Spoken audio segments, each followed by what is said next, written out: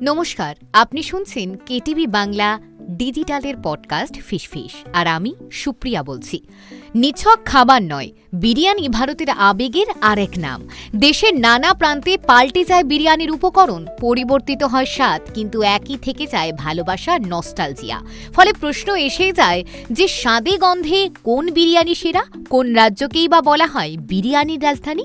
KTV Bangla ডিজিটালের পডকাস্টের আজকের episode ফিসফিসে রইল এই বিষয়ে বিশদ তথ্য।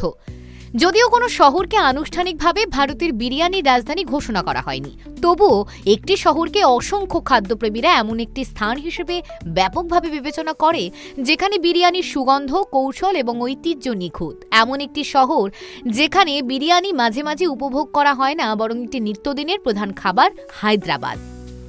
হায়দ্রাবাদ আনুষ্ঠানিকভাবে ভারতের বিরিয়ানির রাজধানী হিসেবে স্বীকৃতি পায়, তবে দেশজুড়ে বিরিয়ানি প্রেমীদের মধ্যে এটি খ্যাতি অর্জন করেছে।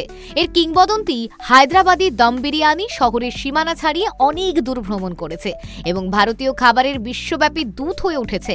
রাজকীয় রান্নাঘরের শিকড় গেড়ে শতাব্দী ধরে পরিশীলিত হায়দ্রাবাদি বিরিয়ানি তার ধীর রান্নার কৌশল, সুগন্ধি বাসমতি চাল, নরম মাংস এবং নিখুঁতভাবে সুষম মশলার মিশ্রণের জন্য বিখ্যাত। হায়দ্রাবাদি বিরিয়ানি ঐতিহ্যগতভাবে দম পদ্ধতিতে রান্না করা হয়, যেখানে কাঁচা বা আধা সেদ্ধ উপকরণগুলিকে দিয়ে কম আঁচে একসঙ্গে রান্না করা হয়। এই কৌশলটি খাবারের স্বাদকে অতিরিক্ত না করে প্রাকৃতিকভাবে মিশে যেতে দেওয়া হয়। নিজামের শহর হায়দ্রাবাদ একই ধরনের স্টাইলে বিশ্বাস করে না, তাই এই শহরে বিরিয়ানি মেলে একাধিক স্বাদে গন্ধে। কাচ্চি বিরিয়ানি, পাক্কি বিরিয়ানি, চিকেন দম বিরিয়ানি, মাটন বিরিয়ানি, নানা রকমের বিরিয়ানি স্বাদে গন্ধে তারতম্যে মন ভোলায় ভোজন বিলাসীদের।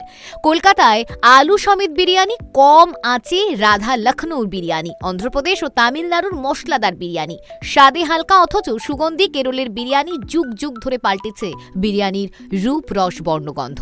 তবুও খাদ্য সংস্কৃতি অনুযায়ী হায়দ্রাবাদকে বলা হয় বিরিয়ানির, হায়দ্রাবাদকে বলা হয় বিরিয়ানির রাজধানী। তবে এর সঙ্গে যেসব বিরিয়ানি প্রেমী একমত হবেন তারা কোনোই মানেই নেই। আপনাদের কেমন লাগছে কেটিভি বাংলা ডিজিটালের পডকাস্ট ফিসফিস? কমেন্ট বক্সে লিখতে ভুলবেন না এবং তার সঙ্গে এটাও জানান যে কি কি বিষয়ের ওপর পডকাস্ট শুনতে আপনিও আগ্রহী।